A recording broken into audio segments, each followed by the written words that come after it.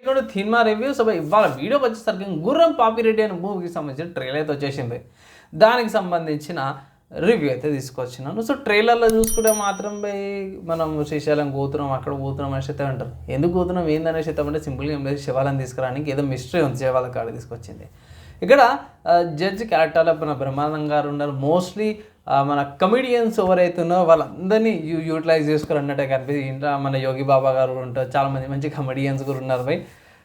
Yeah నాకైతే కొంచెం like mystery thriller comedy లాగా అన్నట్టయితే అనిపించింది. 3 క్యారెక్టర్ మిస్టరీ ఒకటి, థ్రిల్లర్, కామెడీ 3 జానర్స్ని కవర్ చేస్తున్నట్టు కూడా బాగా అనిపించింది అన్నమాట ట్రైలర్ ప్రకారం. ట్రైలర్ చూసుకుంటే మాత్రం ఇక్కడ కొంచెం సస్పెన్స్ ఉంది, అది డైలాగ్ కూడా పోయి ఆబ్వియస్గా కామెడీ డైలాగ్స్ అయితే డిఫరెంట్గానే ఉన్నాయి, కొంచెం సెటారికల్ డైలాగ్స్ కూడా ఉన్నాయి అనమాట. సో చూడాలి.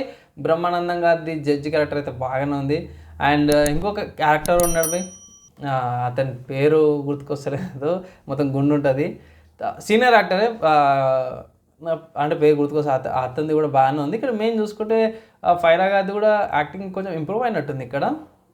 యా వాళ్ళది ఇంప్రూవ్ అయింది, మంచి మంచి యాక్టర్స్ అయితే ఉన్నారు.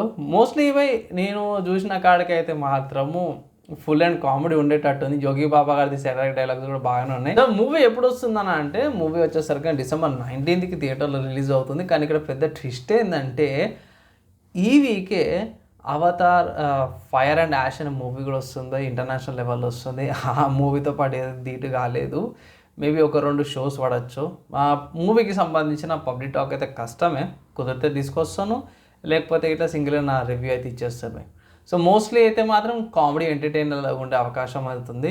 నేను కామెడీ మూవీస్ మోస్ట్లీ ప్రిఫర్ చేస్తాను, బట్ దాంట్లో లాజిక్ సెన్స్ ఏమి ఉండదు.